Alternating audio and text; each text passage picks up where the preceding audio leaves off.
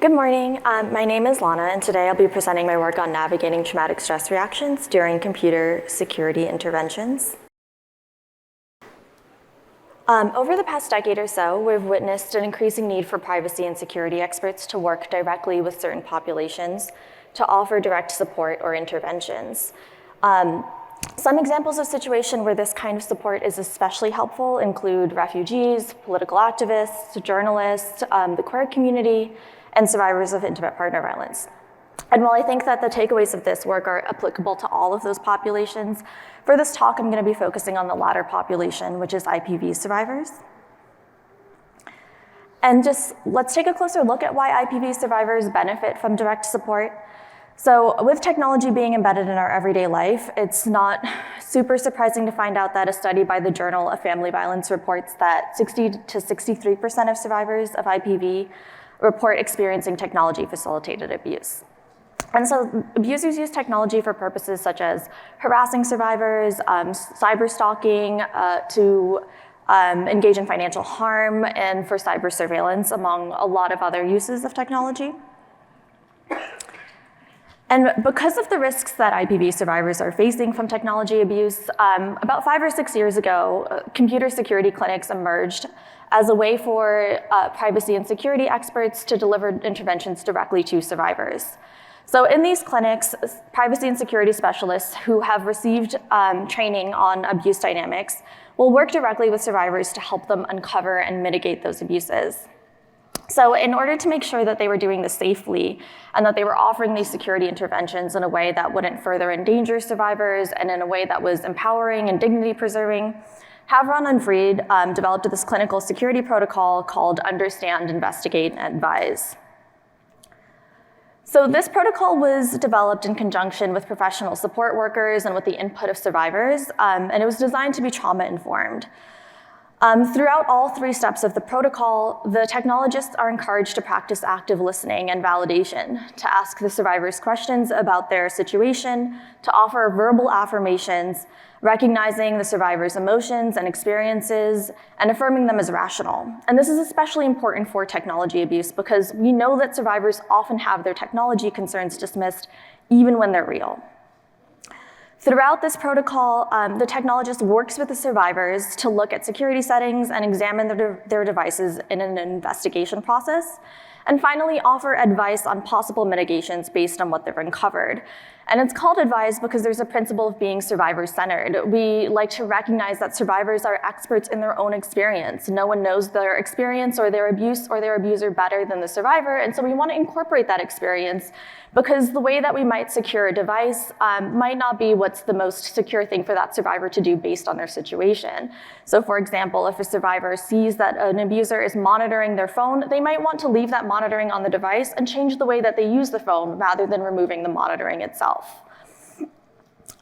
So this was a really painstakingly developed protocol, and it works exceptionally well. I have been working with survivors for a few years and worked with hundreds of survivors using this protocol.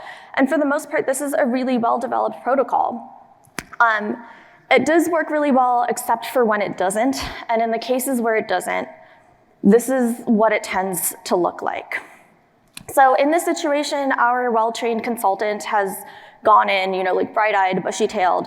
They're trauma-informed and they're ready to help. And they start off by saying, hi, thank you for coming in today. Can you tell me a little bit about what you've been experiencing? And we'll often hear something like, every device that I have is instantly hacked. No matter what I do, my phone is running hot, my calls get dropped, I hear this clicking noise on the line, I get these weird pop-ups, and there's often a lot of evidence that they want to share with us, a lot of stories that they want to share. And so our tech consultant says, that's awful. I'm so sorry to hear that that's happening. Let's sit down and take a look. And the survivor's like, sure. Often a lot of devices, like I have 5 phones, I have 3 email accounts, a car that I would like you to check, thank you. And this tech consultant might do this over the course of a very long session, over multiple sessions. And at the end, sometimes what they find is that there was no evidence of compromise. And what they're saying is, your devices look safe. I don't see any evidence of compromise after checking everything.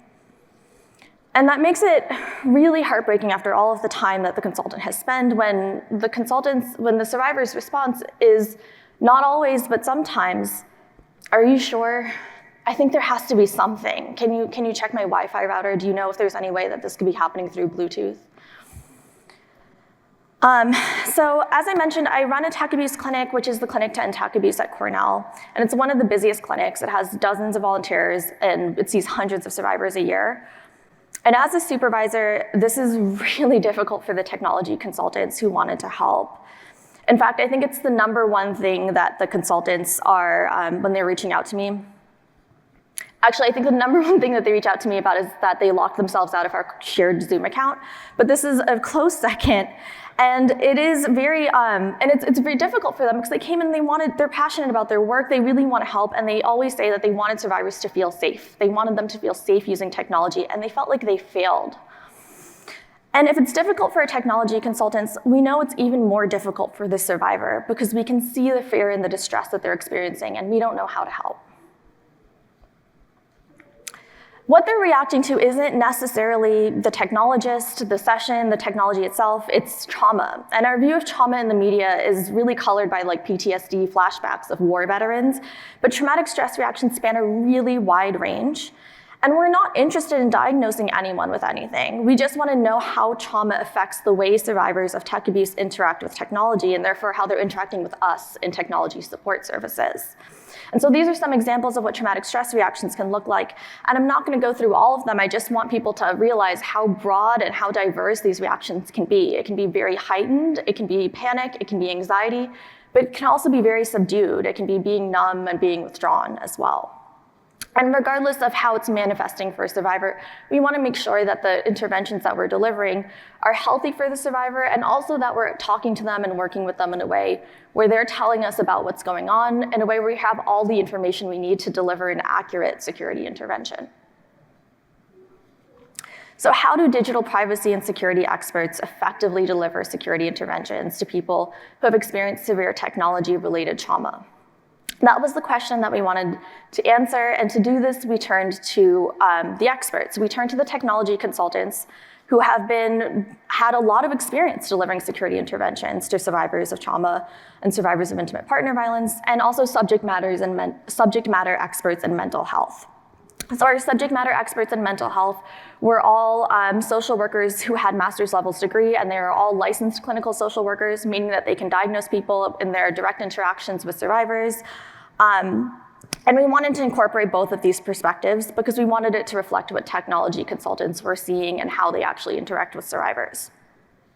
So in the first phase of the study, we interviewed 11 tech consultants, and we interviewed consultants across 3 different clinical sites because we wanted to make sure that it wasn't just one happening at one clinic, that it wasn't something about that particular protocol, that particular training regimen, or the way that those sessions were conducted. There are 3 clinics, one in Madison, one in Seattle, and all of them use different ways of training their technology consultants, recruiting their technology consultants, and interacting with survivors. But they all received basic trauma-informed care training, so there's principles of active listening and validation and survivor-centered planning. So the second thing that we did was that we brought in subject matter experts to analyze patterns in real sessions. So one of the clinics consent survivors into recording sessions, and if so, they have transcripts of that sessions. And so we analyzed 18 transcripts of those clinic sessions with subject matter experts incorporated into the analysis process. And we used both of these pieces to develop practical guidance because we wanted it to be clinically informed. We wanted it to draw on the expertise of the subject matter experts, but we also wanted it to speak to what the technology consultants were telling us. So I don't have time to go through all of the findings that we had, but I wanted to show a couple of examples of what it looked like when we did this. So the first gap that we identified in training where the technology, the trauma-informed 101 was not sufficient for the technologist or where they wanted to know more, was that they would say that often survivors wanted to tell them a lot of information about what was going on. And they didn't always feel like it was the right thing to do to let them keep talking. And they wanted to know, like, should I be interrupting them or not? That doesn't sound like it works with active listening and validation. It's not very validating for me to stop someone mid-story. But as one consultant pointed out, sometimes people were getting more emotional as they were telling these stories, and they weren't sure if it was the right thing to do, but they never stopped them because they thought that it was therapeutic for them. As another consultant said, and I tried to use mostly the words of our wonderful technology consultants because I really liked the way that they put this. Some of this is helpful, some of this is not. All of it's taking up time. Am I doing you a disservice by letting you continue talking? Because we don't have infinite sessions, we don't have infinite times. There's often a wait list at these clinics to get a session with a consultant. Turning to the transcripts that we analyzed with the mental health professionals, they saw the same pattern, but this time they recognized why it might be happening and what some of the effects of it might be. And so they talked about why in the transcripts they saw survivors sometimes oversharing.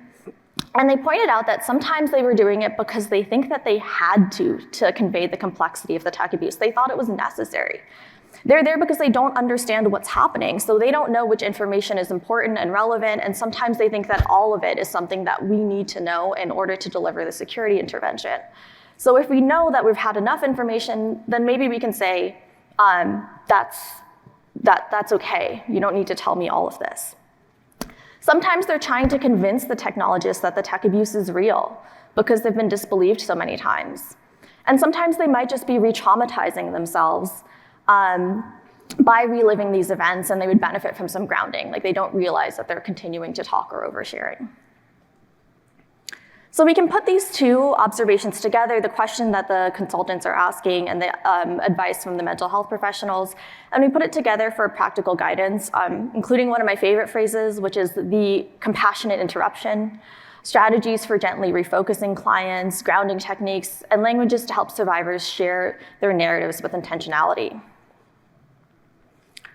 One more example of this was that question about validation. So if survivors are coming to us saying that they think X, Y, and Z are signs of hacking, is it a good thing to validate them after they say things like that? Or are we validating an unhealthy belief if that's not actually a sign of their device being compromised? This was one of the biggest questions that our consultants had. And all of them pointed out that it was totally understandable to them why survivors might confuse standard technology behavior with the malicious actions of an abuser. But they try to make people feel heard and valid and use their trauma-informed training to do that. But they are worried that it might make them more paranoid. And I think that this last quote sums it up really well. What is healthy validation and what is not? And it turns out that our mental health professionals actually had an answer. They recognized what was happening here as something similar to what they try and do with deprogramming. Survivors were not always receptive in the transcripts that they looked at to the information shared by technologists, and they explained that that was to be expected. The beliefs that they had about how technology worked had protected them for a really long time, and they might not be ready to let that go, and that's okay. It's not a failure of the technologist. Sometimes contradicting the belief directly might be threatening to the survivor. And they also pointed out that it takes sustained work to change those beliefs, and it's often impossible to do in a single session. So again, we got practical guidance on how we can navigate the situation, specific targeted strategies for validation. And I don't have time to go into all of the different findings that we had. But we were able to take those findings and incorporate them into a new protocol, which is one that we are now using to train technologists. And overall, these are the biggest takeaways from all of this work, which I think is that, first of all, we're now frontline professionals who work directly with people who have experienced trauma, and we need to build our practices accordingly. And those practices are not intuitive. It's not the same thing as necessarily being kind, and we should rely on the expertise of mental health professionals. So, have a little bit of time for questions.